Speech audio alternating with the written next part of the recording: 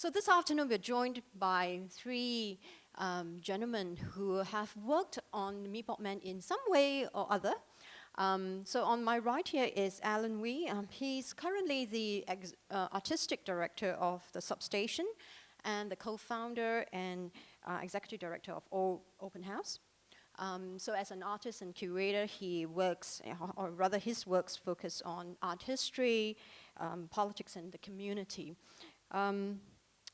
I think some of you may recognize a familiar face. That's KK, or Khiun, Khiun, who teaches and researches at NTU on media and cultural studies.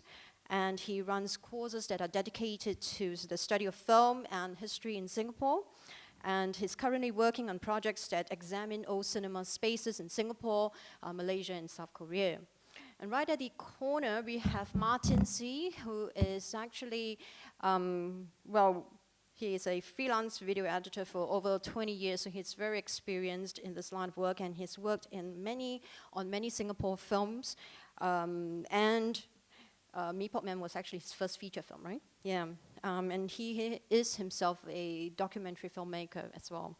All right, so without further ado, we're looking at the topic examining the legacy and impact of Mee Pok Man. So what exactly is it all about? And we'll start with Alan to give a little thought about what he thinks about Mee Pok Man and how it actually features amongst his work as well. You have a slideshow. I do. Oh, so your slideshow. Well, not mine, but so yours. Okay. Yes, it's good for you to just go right in.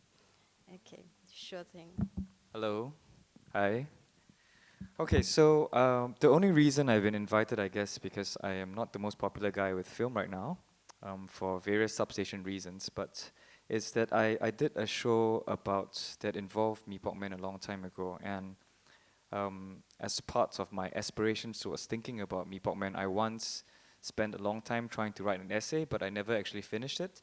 So today, as I talk, I will have two sort of different modes. One where I sound like a more normal human being like now, and then another one where I might jump into a more stilted robotic reading of random text as it occurs.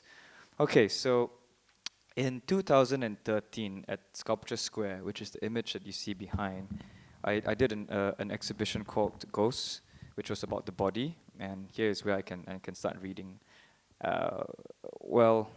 Okay, actually don't read lah. It's terrible to read stuff on here. So the thesis of the exhibition was that the body was something that was unruly, visceral, uncontrollable, and in the 90s, in that space and that time, it became a very important kind of artistic medium and a site of resistance where artists could reconfigure and use the body in very unpredictable moments, right? And this happened not only in the arts, but also through counterculture and film, and obviously Eric Khoo's thing. So today, I will go through a kind of a reading of the body as a motif that will run in relation to a larger thing that was happening in Singapore, which is to use the body as a site to say, no to the Singapore state, right? So this picture you see is Liew, one of our most important artists, and he starts clothed and he's wearing a black pants and a white shirt. By the very end of the performance, the only thing that's left on him is the pair of shoes, and he's completely naked, crawling around, ranting and screaming. And it's, I think, quite clear based on how he circumvents the space and walks around and everything. It's very symbolic of the crushing weight of the state on not an artist, but the human individual who wants to dream and think about something bigger. So we started there, and that show was to say that artists wanted their say as well. They too wanted to contest and lay claim to a certain kind of idea about the Singapore story, which everyone here knows very well, right? It starts with a fishing village, and then it ends up becoming going from a third world country to a first world country. In between all the different points, you know it as well as I do, right? It's been so socialized among all of us. Part of that means that you fight against the communists, fight against the artists, fight against lazy people, and we all have to work hard in this kind of space. And there's a very particular way in which you can belong to the Singapore story, and I think Mee Pok Man is one of those first films to explore what it means if you are left out of the Singapore story. So let's go to the next slide. Instead of jumping straight into Mee Pok Man, I thought we could explore some other different kinds of representations of the body in the 1990s culture. So if you are old enough, you might remember, or if you've gone to school and you know talked about some of our cultural happenings in Singapore, this here is pubic/public protests. And this was Joseph Ng on the eve of 1994 as part of the Artists' General Assembly, where he did a protest performance against the mistreatment by the police of some gay individuals. And I'm not going to talk very much about this project, this thing, because a lot of people have written about it. Most notably, I think you can read Liew Choi in Focus, where he argues for this as a kind of thinking about where the boundaries of the state and art. But the larger consequence, really, I think, of this thing was also to ask all of us, and you know, our good friend, the new paper, always does this so well, right? To ask who speaks for Singapore, and in what way do you speak for Singapore? So that was Joseph Ng, and then another one that we can, I don't know what's my next slide, so let's see what's that. Okay. So this is Liew again in his very famous yellow man thing. I think ironically and interestingly, it's not always that artists use the body as a way to say fuck you to the government or to resist and rebel, but also they perform their very own bodies, right? So Liwen's most kind of famous performance is this, him as a yellow man, the sickly yellow person, Asian person, and it's inscribed onto his body and he cannot escape it. So it is at one time a kind of a symbol of resistance, but it is also not just subversion, it is also giving in to very, very kind of cliched or troped understanding of the Asian body in relationship to the West as well. So Liewen's performance was very, very popular in Europe, not so popular in Singapore. And I thought also we could also just cast our gaze and look at different things and different ways of imagining the body in the 1990s.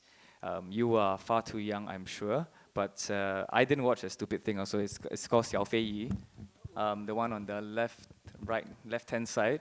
And you always had this, and then you remember growing up, and there's a very particular way of imagining the Singapore body. And it's mostly, unfortunately, Chinese. It's very clean cut. There's a particular kind of haircuts as well. And if you also think about Xingyao music, popular Chinese music, right? In Taiwan, it has some roots in counterculture.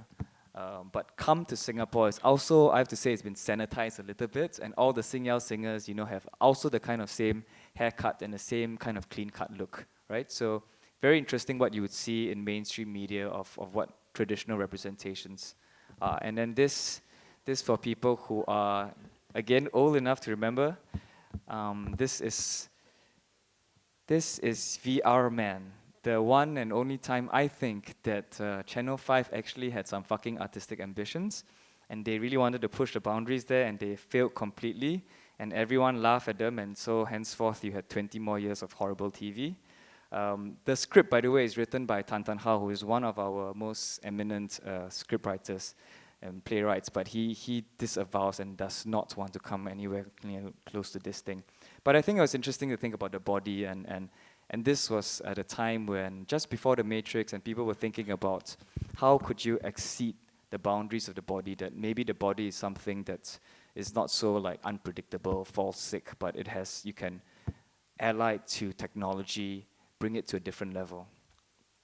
So that's VR Man, and then let's come back to Mee Pok Man. Okay, so this was part of the installation that I did, and I always found that Mee Pok Man was really interesting to look through that motif of the body. And in this, just an FYI, you see a small little TV there, and this was part of a bigger installation. And I remember we brought Chan Hing Chi, who's the ambassador. No, is it ambassador? Former ambassador to US, very important person, now the chairperson of NAC. Is she still the chairperson? Still, right? Yeah. Anyway, when I brought her around to talk about all the work, she was completely uninterested in every single thing, but I brought her to this one scene, and then she was gripped. She watched the whole thing, and later on I'll tell you which part it was. It was the part where Mee Pok Man actually finally have sex with Bunny, and then after that he kills Bunny, and then he goes to the toilet and he's like, kanina, kanina, na na na, zibai. And so that was the part, I don't know why, but she watched the entire thing for like 2-3 minutes. Okay, so jumping into what Mee Pok Man is, when I talked to Eric, he told me that for him, Mee Pok Man, who actually has no name, is a kind of Frankenstein. And in this very early scene, you see Mee Pok Man walking in the rain. He comes to the bridal shop. He's staring, and he's also separated by the railings. So he's looking at this mannequin who is pristine and white, right? Snow White figure, and it's an impossible dream. And this is the first moment you get a sense of who Mee Pok Man is. He's always alienated from society. He wants to be accepted, but also at the same time he shuns away people. So I thought this was kind of the moment for me that you could think about the bride as this very artificial, very pure representation of Singapore states and our economic progress, that version of the Singapore story. But if you move on to the next slide, you could also think of this bride in some ways as representing Bunny, right? Bunny, who he has longed for his entire life. And Eric makes it very clear right from the start that Bunny, although Bunny is really beautiful and Mee Pok Man is a bit ugly, okay, very ugly in this film, but not so ugly in real life, they are always conjoined as important protagonists in this film. The first time you see Bunny having sex with a client, she turns away and she looks at an empty chair.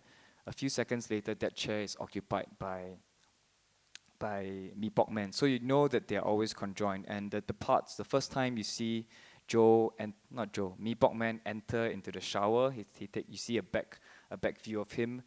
After that, you get a cutscene straight away. You see Bunny as well. So you know that these two are always linked that way, and in some ways by the body. That's what I'm arguing for. Can we jump to the next slide?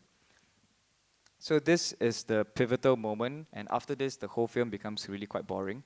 I enjoyed the film tremendously, and I think it's also like 30 or 40 minutes too long.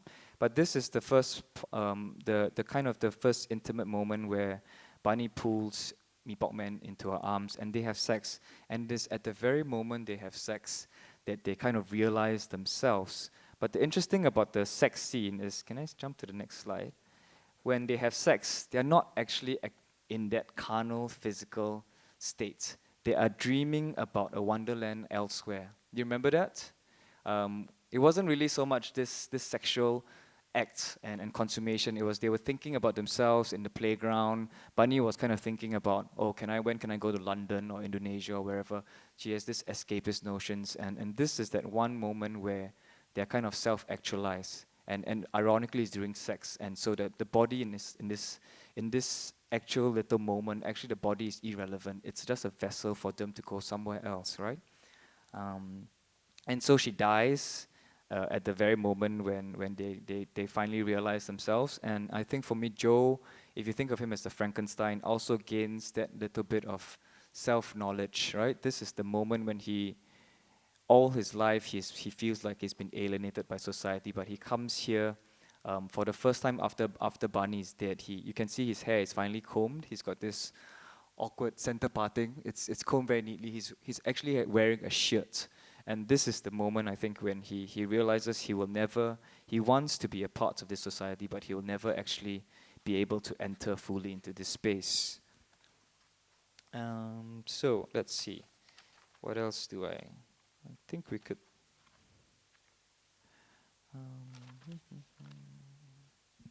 So I think maybe one thing you could think about is Frankenstein. This is a slightly different version of a Frankenstein. In Frankenstein, the creator makes the monster, and then the monster has tremendous power to wreak havoc on humanity.